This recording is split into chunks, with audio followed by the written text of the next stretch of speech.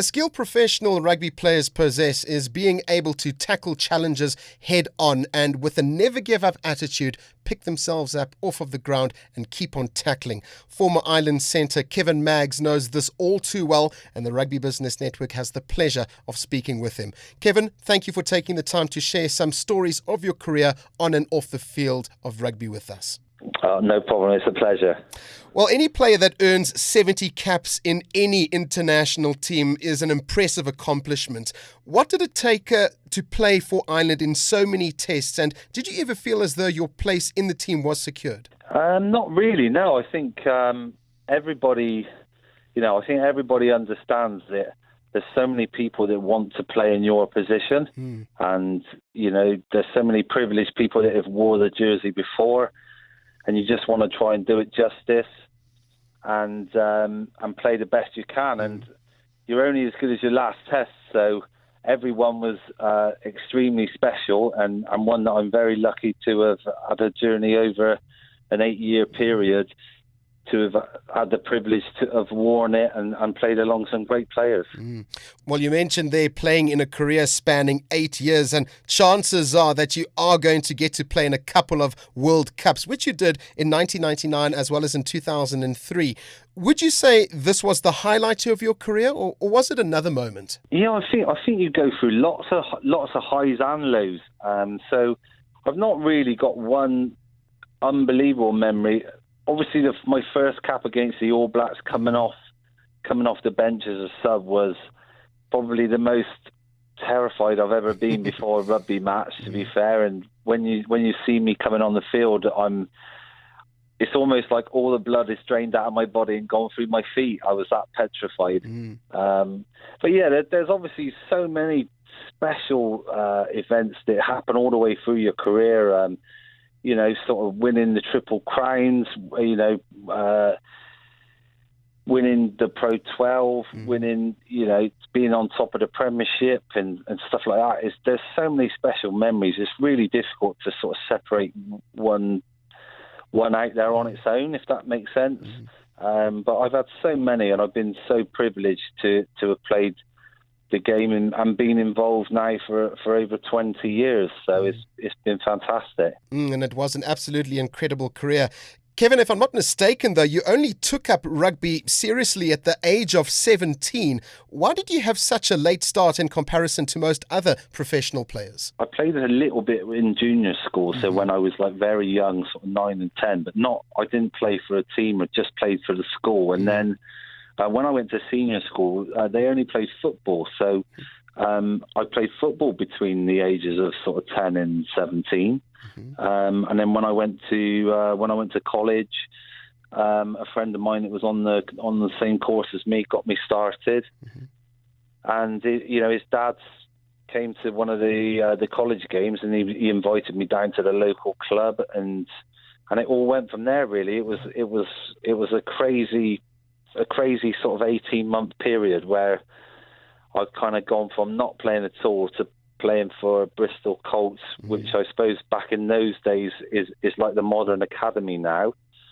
And yeah, before I knew it, I was captain of the under-19s and then captain of the under-21s, and then I broke into the first team. So it all happened very quickly indeed. Amazing how everything fell into place so quickly. Well, as you mentioned, you started your rugby career in your hometown of Bristol. Is there a story behind how you got noticed and ended up making your debut for Ireland in 1997? Yeah, there is actually. Funny enough, I was telling somebody the other day and they couldn't quite believe it. I'd sat down with Rolf Nibbs, who was the player welfare manager then at Bristol, and he was an ex-player, and he was a sort of idol of mine playing for the Bristol first team, because I wanted to be in that position and play for Bristol in the centre, which was his position, which he held for a number of years, and he's a club legend there. And I sat down with him, and he just said about my aspirations, what did I want to do, and how could he help me improve myself as a person, and how could he help me long term for my long term goals in rugby and everything else after rugby. And I said, look, I really want to play I want to play representative rugby. I want to play for Ireland, and that was it. So we put together a cover note, a letter, my sort of updated my CV at the time, and then we sent some videos then in a shoebox by post to Dublin, and then I just waited for a response, and I never got one. After that Christmas, the following Five Nations then they didn't go too well, and they got rid of the coach, and then Brian Ashton came in '97. At the end of April, he was actually at one of the Bristol games, coming to watch Paul Burke and David Corkery, who had already played and for a number of years for Ireland, to see where they were going to be in his pecking order for the new season and a development tour to New Zealand. And he happened to watch the game, sat now next to Rolf Nibbs, who said, "You do realise that Kevin Maggs is Irish and he wants to play for Ireland. He's desperate to play for Ireland." And I managed to go well in the game. I scored, and before I knew it, I was on standby to go to the development tour to New Zealand in '97. And then I managed to sort of come through that. And then in November, then I got picked for the Autumn Internationals, which I couldn't believe. It was just all came out of nowhere, really. So yeah, it happened so fast. But I'm very privileged to have got that opportunity for sure. Wow, that is a fascinating story, Kevin. Well, being from Bristol, it would make sense that you would play for your home club. Although, interestingly, you left to play at Bath for 6 years before returning back to Bristol for a second stint. Why did you change clubs? Well, actually, I just signed a new 2-year deal before coming to South Africa in 1998. And so I thought, my sort of next 2 years were sorted, that I was going to continue to be loyal and stay for my local club. And we were in South Africa for 5 weeks on that trip, and when I come back, the club had gone into receivership. So my contract was null and void, and all the players were made redundant. And I was very lucky that whilst I played in the tests out in South Africa, BAFF were very interested in me joining them to bring some physicality to the back line, and I was very lucky that when I came back, I literally had that opportunity within a fortnight of me being without a club. I was very lucky to have joined BAFF, and to be fair, it was probably the best move of my career, really. Interesting. Well, Kevin, once your playing days came to an end, you went on to become Director of Rugby at Moseley there in Birmingham, which currently plays in the English third tier. Was becoming a coach always the plan once you retired as a player? Not initially. Not initially. I'd sort of gone through a really difficult period in our lives where my eldest daughter was diagnosed with leukemia, and I went back to Bristol. Everything was great, and within 6 months, we got the worst news as parents that you could ever receive, being told that your child has leukemia, and from then on, everything was all about about Jessica, our daughter, and nothing else really mattered then at that point. And I was released from my Bristol contract. We were sort of in almost in and out of hospital all the time for a good while, and it was a 3-year battle. We'd gone through a hell of a lot, and my daughter had gone through so much, and she'd been so brave to go through a bone marrow transplant and everything. It was just probably the worst time of anybody, never mind a rugby player, but anybody as a parent or anything like that. You should never have to sort of go through that, and to lose your child is, it's very hard to come to terms with on a daily basis, really. So, and after that time, I kind of fell into it, really. And that's the wonderful thing about the rugby the rugby network. There's some fantastic people in it, and I think the camaraderie that you make and what people know, the friends you meet and the people that you meet along the way are always there to support you in your hour of need. And so I kind of just fell into it. So it was, it was just through a really difficult period of our lives, and for me especially, it was very tough. But getting back into playing after that time and then helping out coaching was one that I really enjoyed. It went really well, and then from there, I ended up getting the Moseley job as the assistant coach first of all, and then being the head coach and director of rugby. So it's been a massive learning curve. Certainly, as a player, you take everything for granted. You don't appreciate where, what a roll of tape costs when you have to do the budget and level the books and only spend a certain amount of money throughout the whole year. It's a very difficult job and one that can be very stressful as well. Most definitely. Well, sadly, after 7 years at Birmingham Moseley, the club ran into some financial difficulties following relegation last year and were forced to let you go at the end of this season.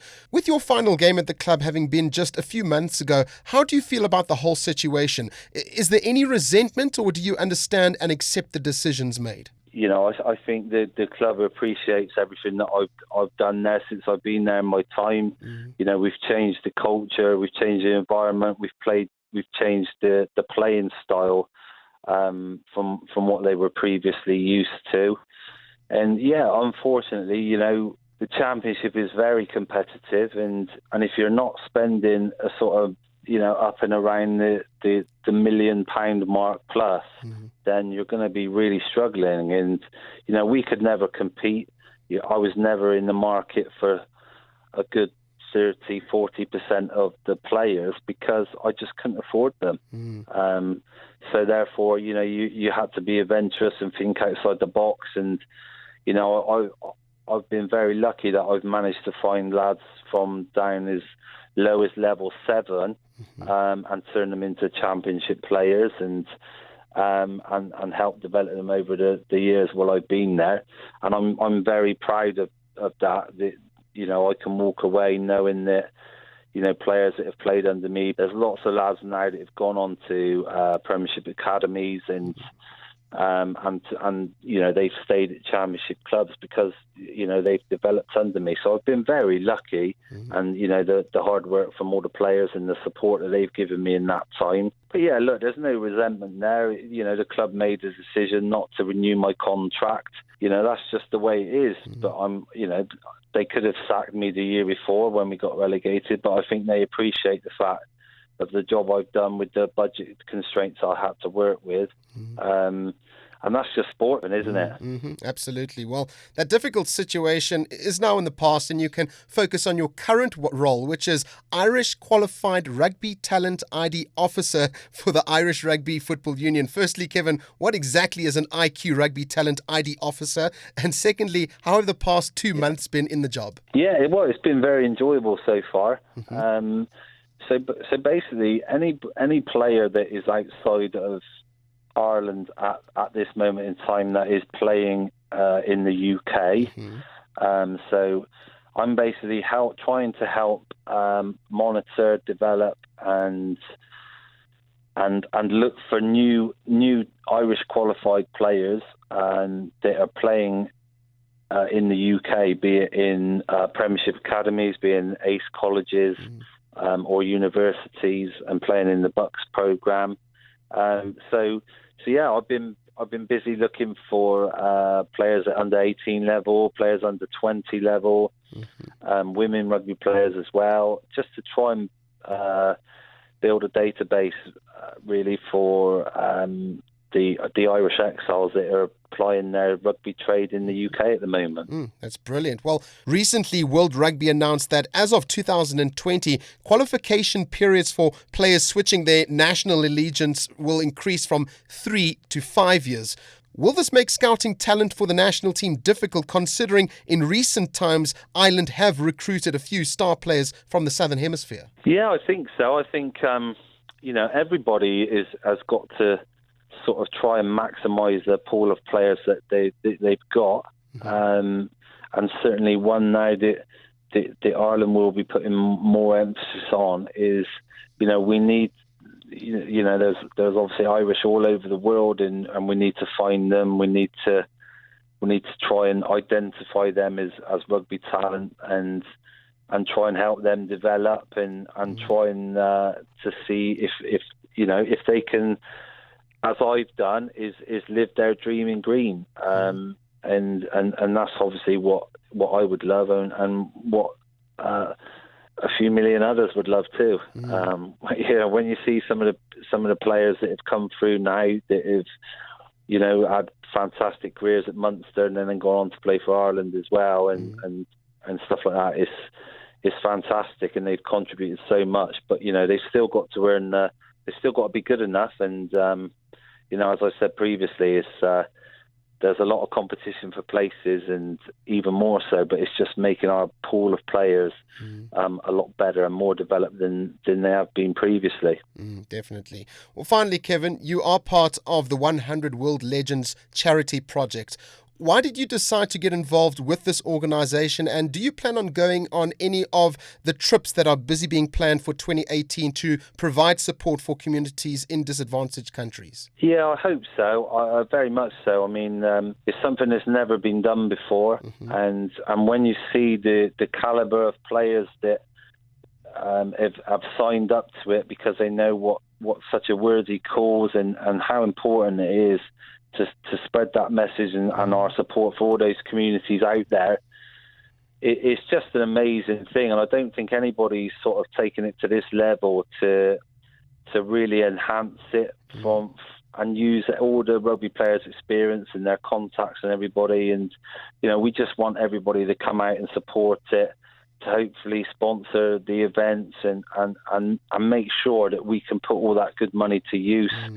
For such a fantastic cause, really, and that was the main reason why I put my name behind it. That's incredibly honourable of you, Kevin. Well, you've had your fair share of highs and lows in your rugby career as both a player and coach, and in your personal life too. Thank you for sharing your experiences with the Rugby Business Network, and we wish you all the best in your new role at the Irish Rugby and Football Union. Thanks very much, and all the best now.